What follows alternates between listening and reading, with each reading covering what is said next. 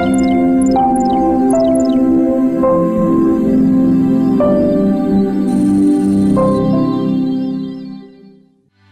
у вас днем на работе или где-нибудь еще появилась усталость, сонливость, и вы часто раздражаетесь, или по ночам вы просыпаетесь от ощущения удушья, и сон ваш становится беспокойным, то пора бить тревогу. Ассаламу алейкум, дорогие телезрители, с вами Серик Камбарбаев и программа «Семейный доктор».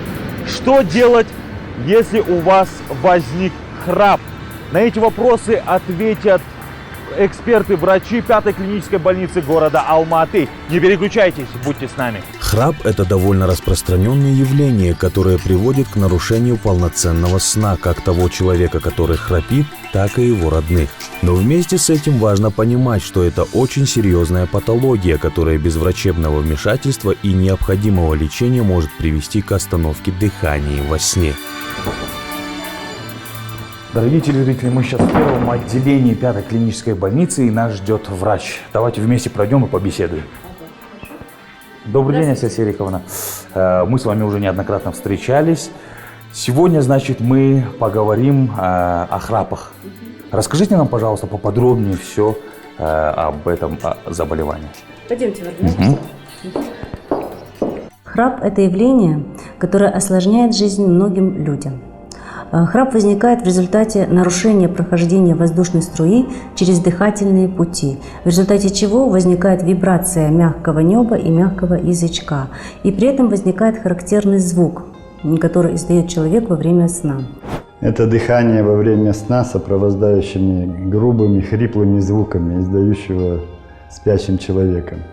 Храп, но он является не только проблемой для больного, но можно человека, страдающего храпом, но можно сказать и социальные проблемы, потому что окружающие люди испытывают очень большие неудобства, лишаются покоя, если это не только дома близкие люди, но и, допустим, где-то человек, страдающий храпом, находится в общественных местах, в санаториях, там, в общем, там, где большое имеется скопление людей. Кроме как храп, существует более опасное состояние – состояние апноэ. Состояние обструктивного сонного апноэ – это состояние, характеризующее прекращением легочной вентиляции во сне на 10 секунд, от 10 до 30 секунд, но бывает и больше. Это состояние сонного апноэ уже создает непосредственные угрозы для больного. А при апноэ уже идет остановка дыхания.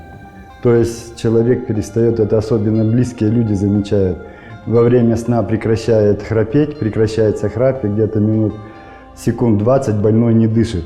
Потом снова появляется вдох и храп, и продолжает храпеть дальше во сне. Это сонное апноэ, это уже как более сложная патология, чем сам храп, потому что она приводит к очень большим неблагоприятным последствиям для здоровья больного, для самого больного в частности.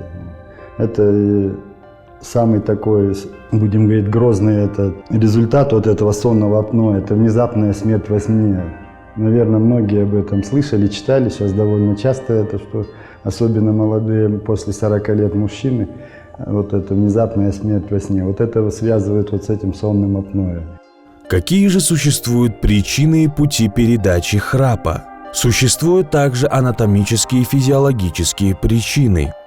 К анатомическим относятся наличие полипов в полости носа, аденоиды, врожденная узость глотки и носовых ходов, увеличение миндалин, искривление носовой перегородки, смещение нижней челюсти, лишний вес, ожирение.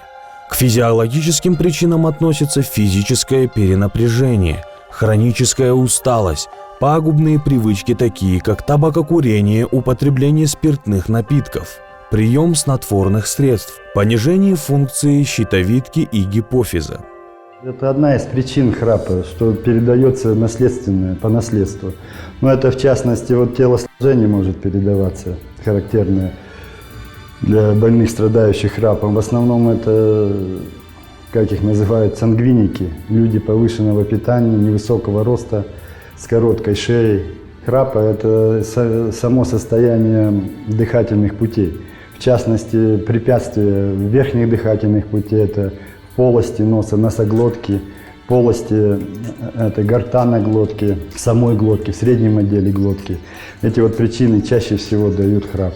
Помимо этого, имеет такой фактор, как социальный, то есть пациенты не высыпаются в результате во время сна, и что приводит к утомляемости, к усталости и, естественно, к сонливости во время рабочего дня. 30% взрослого населения страдает храпом и 15% детского населения.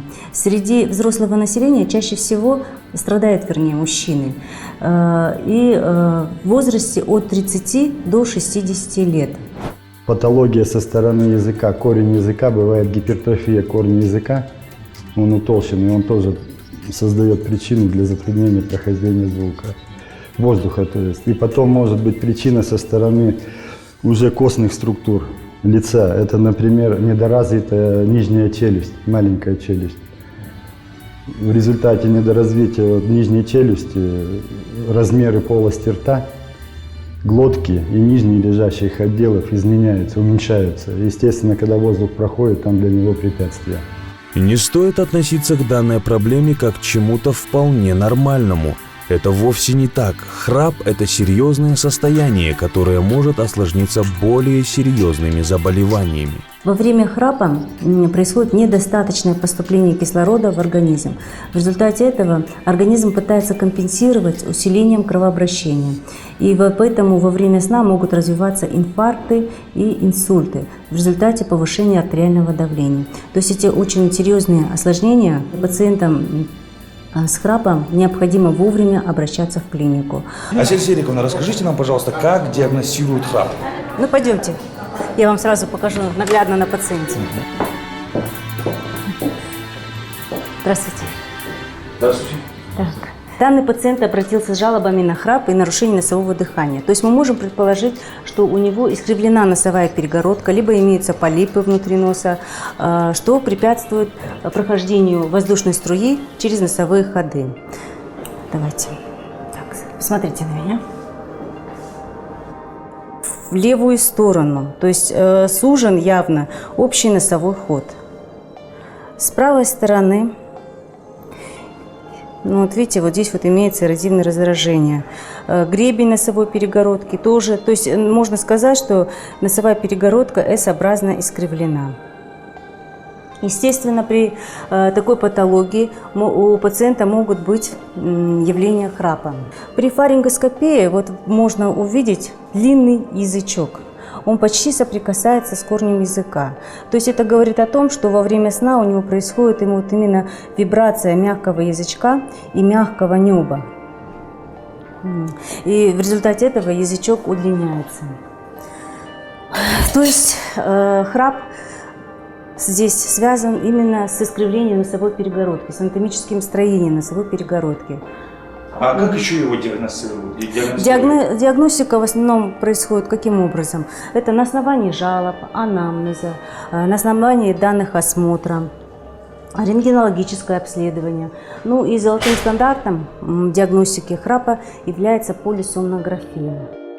Полисомнографическое исследование – это измерение уровня кислорода, контроль артериального давления и частоты сердечно-сосудистой системы во время сна. Также с целью оценки структуры сна проводят электроэнцефалографию. Терапия данного патологического состояния должна быть комплексной. После выявления причины все меры направляются на ее устранение. Какие методы лечения существуют при храпах? Палятопластика делается довольно часто. У нас больные приходили, ну, процент, я вот сразу скажу, процент где-то около 60% положительный результат дается. Ну, в принципе, это от мировых стандартов не отходят. Дают от 40 до 60%. Но здесь в чем проблема? Надо, чтобы больной тоже задумался об этом. Операцию это сделали, это в первую очередь это снизить вес. Чаще всего люди с повышенным питанием, как я говорил уже. Допустим, где-то снижение веса на 10% улучшает качество сна, убирает храп до 50%. И вот у нас были больные, Он довольно повышенного питания, будем говорить, не вел здоровый образ жизни. Вот, мы ему один раз сделали уволь пластику, он довольный ушел, все где-то в течение месяца дышал нормально. Боли в горле прошли после операции, дыхание, все, храпа нет, он начал, как говорится, продолжать свою обычную жизнь. Алкоголь, курение, закуски жирные. Консервативное, так и хирургическое лечение. К консервативным методам лечения относятся контроль массы тела, неправильный образ жизни, отказ от курения, от алкогольных напитков. Существуют различные приспособления, которые помогают фиксировать челюсть при неправильном прикусе. Существуют специальные наклейки на крылья носа, при этом они препятствуют западению крыльев носа во время сна. Потом имеются различные упражнения, которые помогают увеличить тонус мышц мягкого неба. Лазерная криотерапия. В основе этих методов лежит термическое химическое воздействие на мягкое небо. При этом наносятся дозированные травмы, в результате чего формируется некроз и в последующем рубцевание. За счет рубцевания мягкое небо перестает вибрировать. То есть суть этих маленьких селективных вмешательств заключается в этом. Восстановление операций, направленные на восстановление носового дыхания. Если носовое дыхание нормальное, это операция так называемая уволеполятопластика.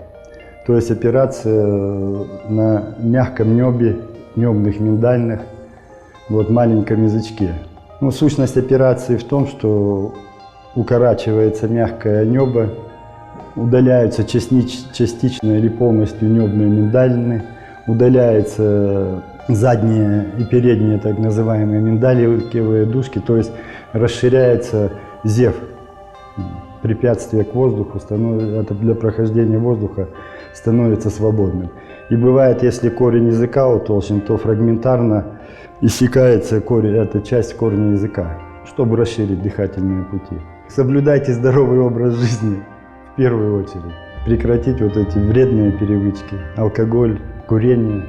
Потому что все это, у кого есть предрасположенность, она потом даст о себе знать. А тем, кто храпит, снизить вес, конечно, в первую очередь.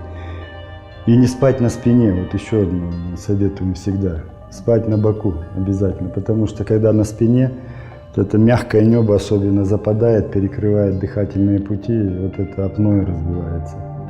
Профилактика – это вести правильный образ жизни. Это я уже объяснила, это и прекратить курение, уменьшить прием спиртных напитков, как можно меньше принимать снотворных препаратов, транквилизаторов, потому что они тоже расслабляют мышечную ткань, и в результате этого мягкое небо провисает.